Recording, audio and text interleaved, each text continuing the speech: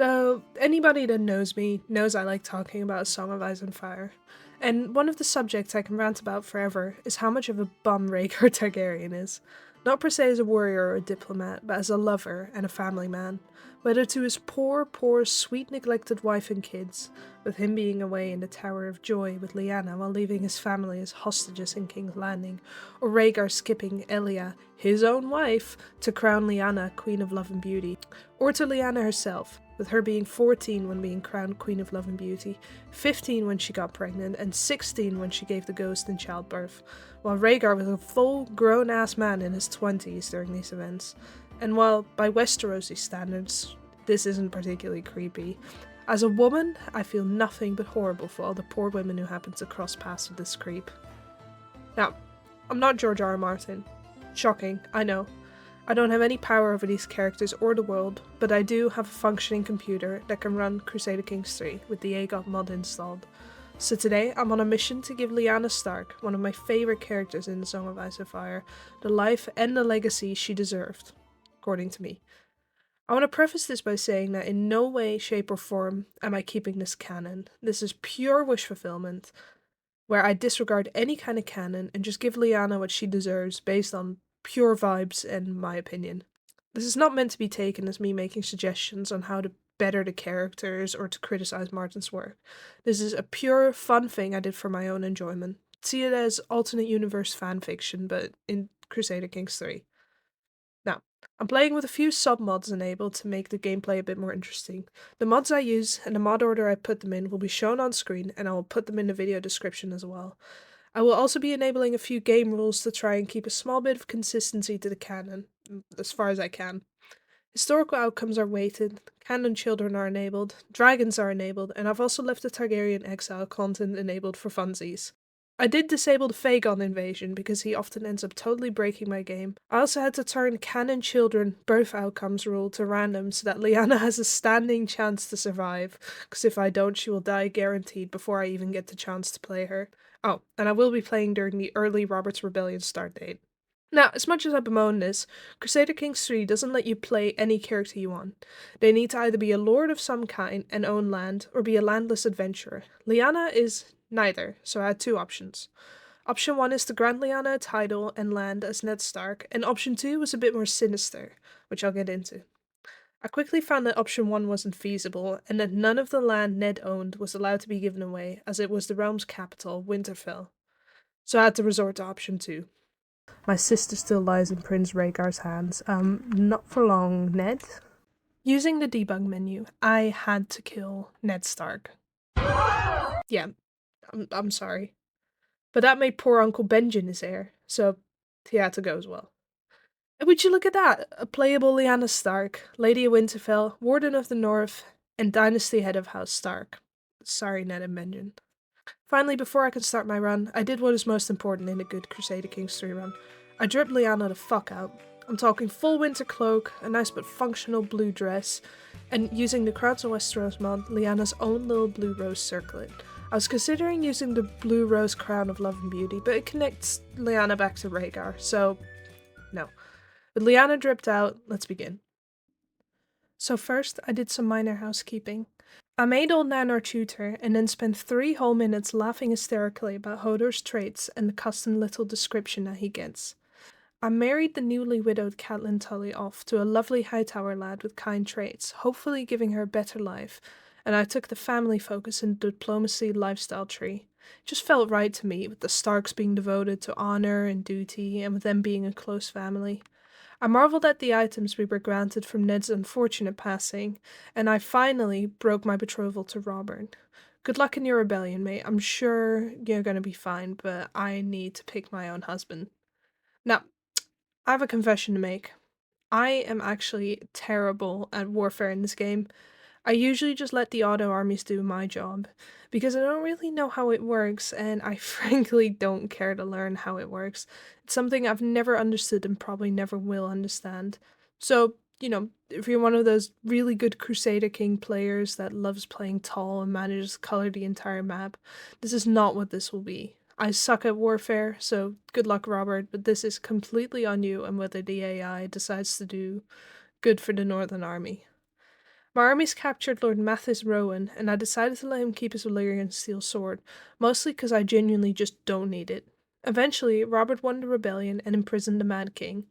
I asked for some gold as my reward for helping Robert win his war, and got distracted trying to get a pet cat from meditating at a weirwood tree. I then found out that Rhaegar was murdered, and Queen Mother Rhaella actually managed to survive the war and fled to Essos with her children. I'm sure nothing bad will come of this. Foreshadowing is a literary device. With Rhaegar dead and Lyanna very much alive and an adult after the war, I set my sights on finding her a suitable husband. I have to admit that I spent way too long on this, but I wanted to make a good choice. I had a few qualities I was looking for. I wanted him to have a kind, good personality and a somewhat age-appropriate age for Lyanna.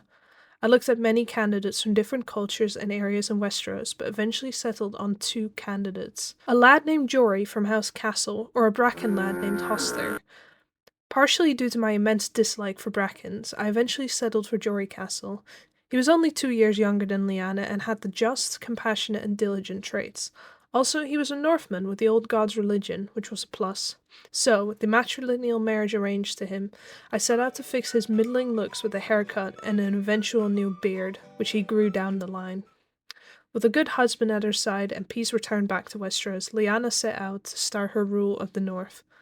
I befriended Catelyn Tully, who by then had given birth to Robb Stark, whom she was pregnant with when Ned died, and I did a romance scheme on Jory. While looking at building improvements for Winterfell, I found out Lyanna was pregnant with her first child with Jory. I decided to host a feast in honor of her first pregnancy, and had Bobby B be my guest of honor. I saw no reason to not keep the king close as a friend, despite our previous engagement.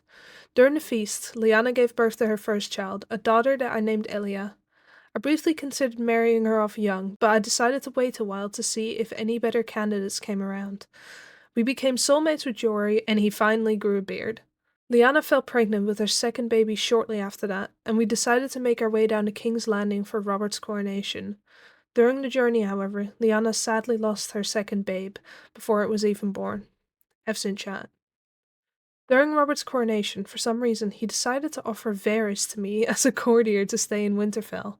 Dying at the opportunity for a really good spy master, I took him in and Varys returned with me to the north. Hoster Tully wanted to ally with me, and I accepted. Robert tried to romance Lyanna, but I rebuffed his advances. One time is enough. We got invited to a hunt, but Lyanna was doing anything but hunting apparently, as she became pregnant once again. Once again, Lyanna gave birth at a feast, and Jory wanted to name her second child, a daughter, Lyanna. I accepted. I got the genius idea to raise Hodor to nobility and got incredibly distracted making a house sigil for him. Truly, a work of art. King Robert had married a Florent woman and had a son, the current heir to the Iron Throne. Since Robert could not have Lyanna, I gave him the next best thing. I betrothed my youngest daughter, also named Lyanna, to his son, making her the future queen of Westeros. To celebrate this event, I decided to host a tournament in honor of future Queen Lyanna, with a melee and a duel as activities. I decided to participate in both, as I was the Knight of the Laughing Tree, which is something that you can do if you play as Lyanna. Me and my team made it to the melee finale, but I ended up being bested by another team. The duels, however, went a lot better, and I actually ended up winning. I won some badass armor that raised my prowess to a whopping 36 before I noticed that poor Catelyn Tully had died in childbirth. I'm sorry I couldn't get you a better life, Cat. I hadn't been pregnant for a long time, so just to make sure I'd have an heir ready, I betrothed my eldest daughter Elia to another Hightower lad, matrilineally this time. I decided to take up the mantle of both Elia and Walmer Hightower's education to try and shape them both into good, dutiful heirs. Hoster Tully called me into a war against the Westerlands, and Robert Baratheon made me Master of Law with a whopping 38 diplomacy. The war was going badly, and we were getting our asses kicked by the Westerlanders. I finally managed to get a pet animal from meditating at the Weirwoods, and I named him Rhaegar. At this point, the playthrough slowed down a bit. I wasn't having any new children, there was no big family drama. The realm, the north, and everything else were at peace, so I set my sights on some ruins to rebuild, something I really like doing in Crusader Kings 3.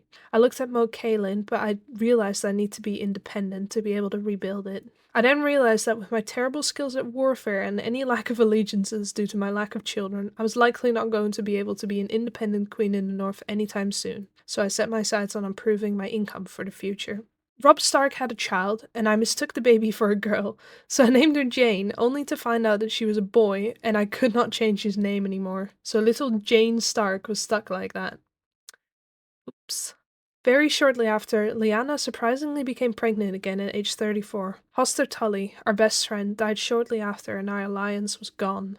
Lyanna's third child, another daughter, was born, and we decided to name her Catelyn, after our beloved friend and good sister. I saw that Rhaegar's children, Rhaenys and Aegon, had survived the attack at King's Landing, and now had a small baby son, also named Rhaegar, so I decided to betroth the two babies to make everything go full circle again.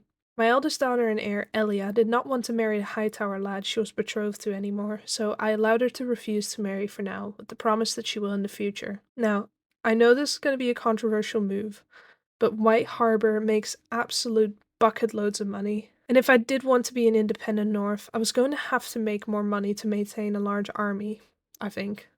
So I decided to revoke the Manderly's title to the White Harbor. I fully intended to do it only temporarily, but Lord Windless Manderly rose up against me in rebellion. So with no other choice, we went to war against the Arbor. We were doing pretty well, until suddenly, Rhaelad managed to claim a dragon. Now, I must have missed this, or accidentally ignored the pop-up when she hatched the dragons, but this came as a big surprise to me. I was already really far into my run, and I had just assumed that the Targaryen exile content wouldn't happen. Anyway, we won our war and revoked the White Harbor title, greatly buffing our income. Viserys II managed to claim and ride Rhaegal, the second dragon, and I started fearing for the worst. Within no time, the Targaryens decided to invade Westeros in the Targaryen Restoration War, with Rhaelas claiming? Sure. The war started, and I decided to stay a loyalist to the crown. We had a good thing going with Robert Baratheon, being master of laws and having a betrothal to his big-eared heir, arranged him with my middle daughter. It's what Ned would have wanted. We quickly came to regret this, as the Targaryens proceeded to absolutely steamroll us, our armies and the loyalist armies with their dragons. Meanwhile, Varys found out that my middle daughter Lyanna, the one betrothed to Robert's heir, was engaging in some out-of-wedlock copulation and had become pregnant by my captain. I was faced with the difficult choice: either whisk her away to the countryside and let her child be raised by a better family, or have her and her child face the lifelong shame of being born a bastard. I decided to let Lyanna do the first option, and she left for the countryside. She ended up losing the child prematurely and came back to Winterfell, even deciding to give up her lustful ways, having learned her lesson from the whole ordeal. The Loyalists got absolutely clowned on by the Targaryen invaders, and we ended up imprisoned. Luckily, Queen Rhaela was merciful and allowed us to go back to the north, though she did take Moat Cailin as the spoils of war, so there goes our dream of restoring that. She immediately executed Robert and exiled the rest of his family. Queen Rhaela then proceeded to immediately die, not getting to enjoy her win for long, and Viserys II ascended the throne. My eldest daughter and heir Elia was due for a husband, so I betrothed her to the nice enough lad from the Kai family. He was the only suitor I somewhat liked, and he seemed like a kind lad, so we went ahead with the grand wedding. I gave him a new beard and a hairstyle, and the two married in Winterfell, in a grand ceremony. I got distracted from politics and took a lovely family portrait, briefly toyed with the idea to reform the North to equal gender, primogeniture, inheritance laws, until I decided it was too much effort. It was getting quite late, it was far past midnight, I was getting tired, and I was starting to get a bit bored. Suddenly, I got a letter. No. I want to get some other things. Oh. Oh fuck, someone found... Jon Snow? What? I'm writing to all the lords of Westeros to let them know that the truth has been hidden for too long, despite what many have thought. Ulrich was in fact born of the union of Lady Lyanna of the North and Prince Rhaegar of I didn't know about this Ulrich fella. Well, that's certainly interesting. Whoops. Yes, Jon Snow was alive. Somehow.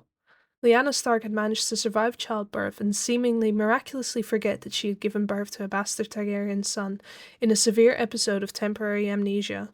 Jon Snow, Ulrich Snow, now lived in Dorne with his Dornish wife, Dornish children, and had converted to the Sand Dornish culture. The game then set a few events into motion automatically that I had no control over. Viserys wanted Jon to be sent to the wall, but Lyanna wasn't having it, so the War of Snow started. So like before, the Targaryens proceeded to absolutely style on me, eviscerating our armies with dragons and bringing us down swiftly.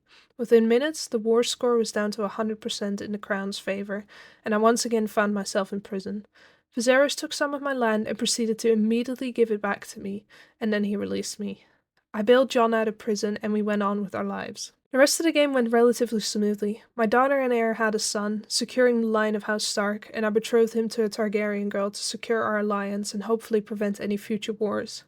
I briefly entertained the idea to install Jon Snow in a claimant faction for the throne, but he pussied out. I hosted a feast, attended a hunt or two, and faffed around for some years until Lyanna finally started feeling the effects of aging. Her bones started to become weaker, and her hair started going grey. The Baratheon lords of the Stormlands rose up against the king, and having learned my lessons, I joined the Loyalists this time. Lyanna, however, started feeling weaker and weaker every day. Her fragile, aging bones made it difficult for her to rule. Her daughter had long since taken over the regency, and eventually, in the year 329 AC, at age 62, Lyanna Stark died of old age, surrounded by her beloved husband, children, and grandchildren in the place she so loved, her home in Winterfell.